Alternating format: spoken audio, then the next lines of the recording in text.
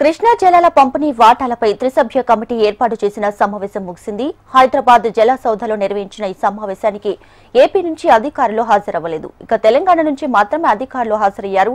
సాగర్ నుంచి త్రాగునీటి కోసం 2 రాష్ట్రాల నుంచి డిమాండ్ ఉండగా తెలంగాణ ఇప్పటికీ తక్కువ వాటా పొందిందని అధికారులు చెబుతున్నారు. రాష్ట్ర నీటి అవసరాలను త్రిసభ్య కమిటీకి వివరించారు. అయితే పోలవరం పర్యటనకు నిపుణులు వస్తున్న నేపథ్యంలో సమావేశానికి హాజరవ్వని ఏపీ అధికారులు కేఆర్ఎంబీకి లేఖ రాశారు. ఈ నెల 10వ తర్వాత త్రిసభ్య కమిటీ భేటీ నిర్వహించాలన్నారు. ఇకపై సమావేశాలు విజయవాడలో నిర్వహించాలని కేఆర్ఎంబీని కోరారు ఏపీఎన్సీ.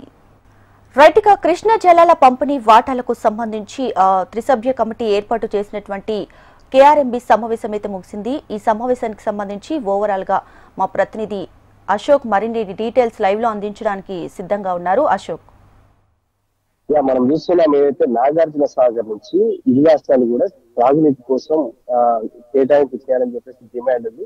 ఈ నేపథ్యంలో ఏదైతే కేఆర్ఎంబీ త్రిసభ్య కమిటీని ఏర్పాటు చేసింది, ఇవాళ కీలకమైనటువంటి సమావేశం నిర్వహించి తలపెట్టింది. అయితే ఈ సమావేశానికి తెలంగాణ నుంచి ఇరిగేషన్ సంబంధించినటువంటి అధికారులు హాజరయ్యారు, కానీ ఏపీ నుంచి మాత్రం హాజరు కాలేదు. దీనికి సంబంధించి ఏపీ నుంచి ఇరిగేషన్ శాఖ నుంచి ఒక లేఖ కేఆర్ఎంబీకి అందింది. ఏదైతే తాము పోలవరం పర్యటనకు సంబంధించి వెళ్తున్నాము, ఇవాళ హాజరు కాలేమని చెప్పేసి లేఖను స్పష్టం చేశారు. మరోవైపు వచ్చేటువంటి సమావేశానికి సంబంధించి విజయవాడలో నిర్వహించాలని చెప్పేసి ఏపీ ఇరిగేషన్ శాఖ అధికారులు కేఆర్ఎంబీకి లేఖ రాసినట్టుగా మనకు సమాచారం ఉంది. సో ఈ నేపథ్యంలో ఇవాళ జరగాల్సినటువంటి సమావేశం వాయిదా పడింది. ఈ నెల 10న మరొకసారి సమావేశం కావాలని చెప్పేసి నిర్ణయించారు.